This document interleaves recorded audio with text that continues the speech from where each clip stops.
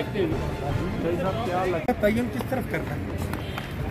फैसला तो आने दें। नहीं, अभी जब फुल मैच का हुआ है, सियासी रुख का तयन तो हो चुका, ज़िमनी इंतखाबात में हो चुका, इनको कौम मुस्तरद कर चुकी है, इमरान खान के बयानिया को कबूल कर चुकी है, वो तयन तो हो चुका। ये बाइकआउट क्या है?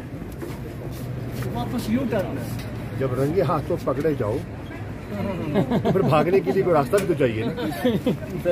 आईनी तौर पर कबूल नहीं कर रहे कि आईनी तौर पर, सियासी तौर पर, कानूनी तौर पर और अवामी सतह पर वो मुस्तरद हो चुके हैं। फैसले के बाद आप सेनेट में जो धांधली हुई थी उसकी भी तहकीकात का मुतालबा करेंगे आप? सेनेट में धांधली जो हुई थी उसमें गिलानी साहब का बेटा जो इस वक्त पंजाब का वजीर है, अली हैदर गिलानी, रंगे हाथों पकड़ा गया। उसका केस चला इलेक्शन कमीशन में।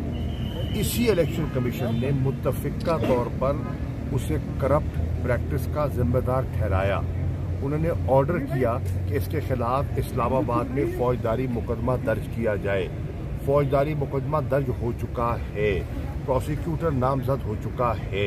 अब ये इलेक्शन कमीशन की जिम्मेदारी है कि उन्होंने अपने ही फैसले पर अमल दरामद करवाना है। हमारा फैसला नहीं है, उस इलेक्शन कमीशन का जिस पे हमने एतराज़ात उठाए हैं, ये उनका फैसला है। अली हैदर गिलानी, यूसुफ रजा गिलानी के लिए वोट खरीदते हुए रंगे हाथों पकड़ा गया।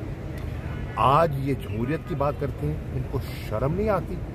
इनको शर्म, इनको चुल्लू भर पानी में डूबना चाहिए।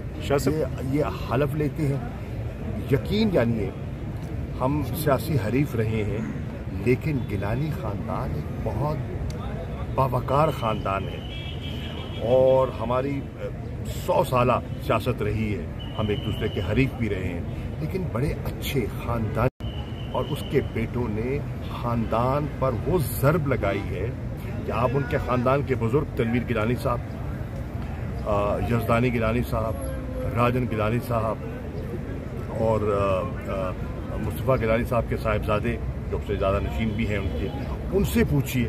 वो कहते हैं कि हम लोगों से नजरें नहीं मिला सकते इस बाप और इस बेटों की वजह से। इसने इस हद तक हमारे खानदान के नाम को नुकसान पहुंचाया है।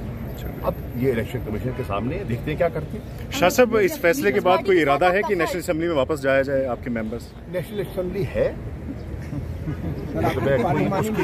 उसकी कोई आफा जी जिसके कायदे हिज़्ब इख्तिलाफ राजा रियाज हों, उस असेंबली में क्या जाना। पार्लिमानी लीडर नहीं है पीटीआई के इस वक्त है वो सर आप भी तो हो सकते हैं अगर वापसी हो तो। वैसे सर पार्लिमानी लीडर का अगर फैसला है तो फिर राजा रियाज, वो जो राजा रियाज साहब जिसकी का वो लोटों के सरदार पार्लियामेंट में तो वही है सर। पीटीआई की नुमाइंदगी तो वही कर रहे हैं, पार्लियामानी पार्टी वही है ना। इसके हलाल नहीं तो सिद्ध के मकाल भी। पार्टी क्या है यार, वो तो पॉकेट यूनियन है। वो तो पॉकेट यूनियन है, पॉकेट यूनियन बनाई हुई है अपने मेंबर्स को नॉमिनेट करने के लिए। सबको अपनी जो रिक्वायरमेंट्स हैं, चेयरमैन नैब को बनाना है, इलेक्शन कमीशन के मेंबर्स को बनाना है, केयरटेकर सेटअप बनाना है, तो पॉकेट यूनियन तो हमेशा काम आती है। तो ला चुका है। ज़िमनी इंतखाबात का नतीजा आपके सामने है। वज़ीर आज़म नून का, वज़ीर आला नून का, इंतज़ामिया नून की, डेवलपमेंट फंड उनके पास,